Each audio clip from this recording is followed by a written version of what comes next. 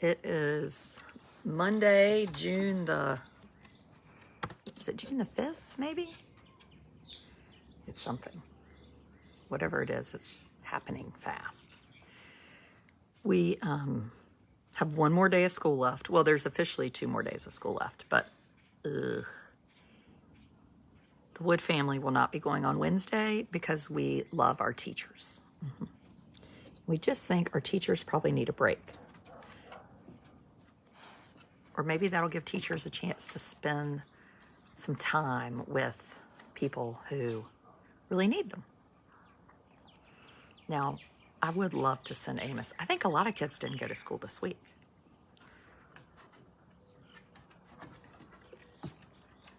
Yes, the birds are chirping. It's a little chilly.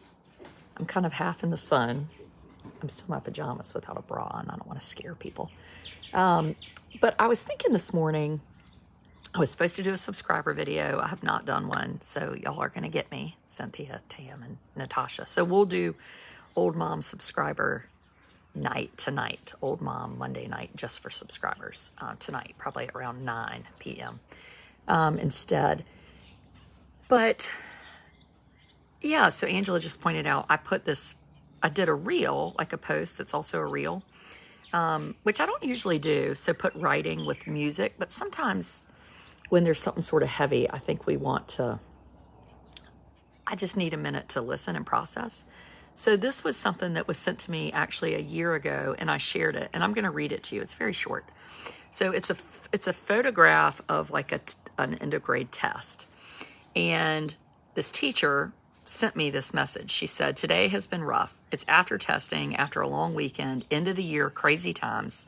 This morning, one of my friends was super clearly off task. I'd given instructions and reminded and repeated and repeated and repeated and repeated. Normally, it would have been all spice from me in reaction. But for whatever reason," hold on, my computer. I asked him to write down 3 things that were on his mind from the weekend that were keeping him from working. So instead of getting mad, she said, write down 3 things that are keeping you from working. And he wrote down 3 things, and I wrote back.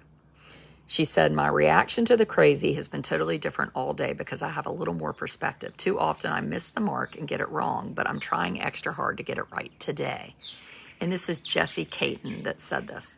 So what he wrote on his test booklet, if you look at my reel, you'll see it. He wrote, Mom got locked up, Dad got locked up, Grandma don't want me. 3 sentences. And then she wrote back in response, I love you. I'm grateful and lucky to be your teacher.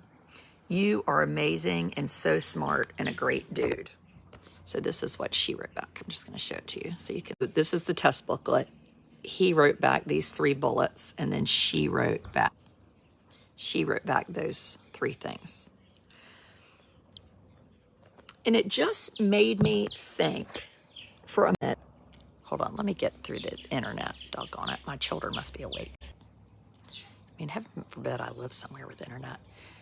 It made me think about, okay, what was this year like? What did I do to support my school to have a good year, and teachers and principal, and what can I do better? And I guess I'd really just like to challenge everybody to do that. And I know people are busy. I mean, people are working and struggling and have lots of things happening in their lives. But we have to, I would argue that we have to get invested in our schools, because when I read something like that, it tells me teachers need our help, right? And kids need our help. So this morning I'd spoken to a principal, I'd spoken to an administrator, not about this, but just about some reflections in general. And one thing I think you should always do is reach out to your principal or superintendent or assistant superintendent or whoever and write them an email and say, I just wanted to thank you for these great things happening. Whether you do it every 3 months, every year, but if you do that, you will build a relationship with a group of people that will begin to trust you, right? Because you're not just calling to complain about something. So I think that's really important. And I would argue that I have done that, and it has really worked well for me. Because now, if I say something, one, when they see my name come up on the caller ID, they don't immediately associate me with being a pain in the A-double-ass, which they very well could because I'm me. But they see me as a partner too. And the way to be a partner is to say, instead of, well, I don't like how you're doing that, to say, I would really love to help you do that. How could I help? Could I make calls at night? Could I recruit other parents? Could I be on PTA? Could I sell candy bars at concessions? Could I come and help you get backpacks ready? Do teachers need me to help? I think we really do a lot when our kids are in elementary school. I think for most of us, we're like, well, they're starting school and we want to really be involved. But how involved are we as they get older? I think that when you're a parent and you've only heard negative things about your kids, it makes you not want to be involved with school. So I want to encourage schools to say, how can we get families on campus? How do we make families feel welcome and safe? Parents need to get more involved in their kids' education. Sure they should, Sherry, but we can't make people do that, right?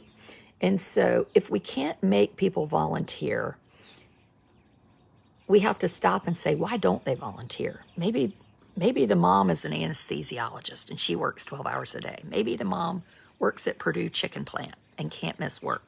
So one thing my school has done this year that I'm really excited about, and I've heard some people complaining about it, but I think it's great, is that we have an award ceremony that's tonight versus it's always in the morning. And every year my husband struggles if he's going to be able to go or not. And that's really important. He wants to be there. But if he has court, he can't tell the judge, I'm not going to be there. So I think something at night, and granted there are parents that work at night, but there are more parents that do not. So I think we have to really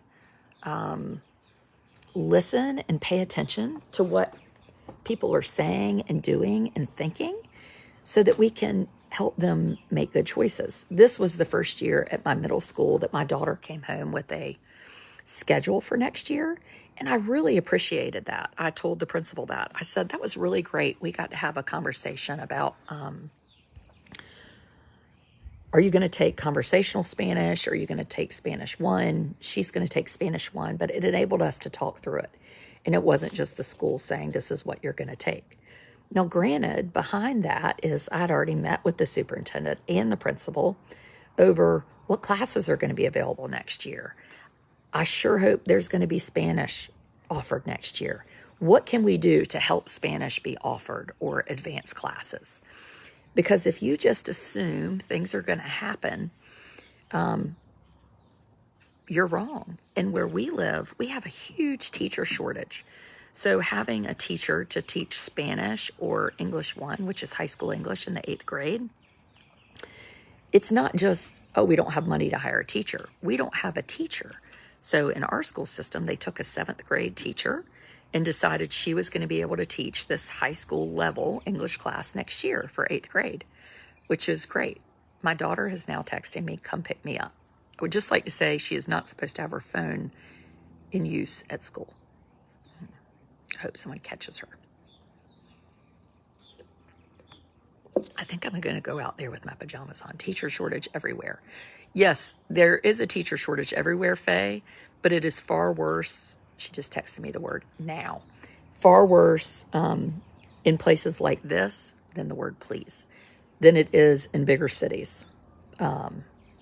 So while there is a teacher shortage, it is worse in some areas. And partly because we can only pay a certain amount and we live in a pretty rural area where people might not want to live here. They don't know how awesome Eastern North Carolina is.